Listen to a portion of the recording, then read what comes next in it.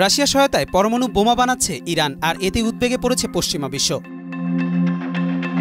মধ্যপ্রাচ্য প্রভাব বিস্তারে ইতোমধ্যেই অগ্রগামী শক্তি হয়ে উঠেছে ইরান। অত্যাধুনিক ড্রোন, ক্ষেপণাস্ত্র প্রযুক্তি ও পরিকল্পনার ফলে তারা এখন বিশ্বশক্তির ভারসাম্যে বড় একটি পক্ষ হয়ে উঠেছে। এই প্রেক্ষাপটে পরমাণু কর্মসূচিতে তাদের অগ্রগতি পশ্চিমা বিশ্বের কাছে আরও বড় উদ্বেগের কারণ হয়ে দাঁড়িয়েছে।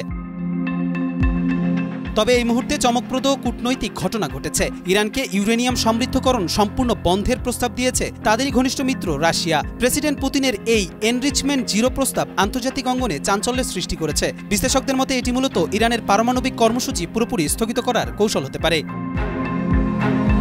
তবে তেহরান এমন কোনো প্রস্তাব পাওয়ার বিষয়টি অস্বীকার করেছে। ইরানি কূটনীতিকরা জোর দিয়ে জানিয়েছে ইউরেনিয়াম সমৃদ্ধকরণ তাদের বৈধ অধিকার এবং কোনোভাবেই তা পরিত্যাজ্য নয়। শেকড় থেকে শিখরে তাদের মতে পুরো কর্মসূচি কেবল শান্তিপূর্ণ উদ্দেশ্যে পরিচালিত হচ্ছে।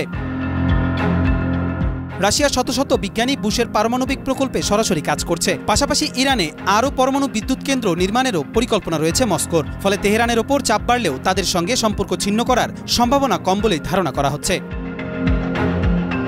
কবির চৌধুরী, মাই টিভি।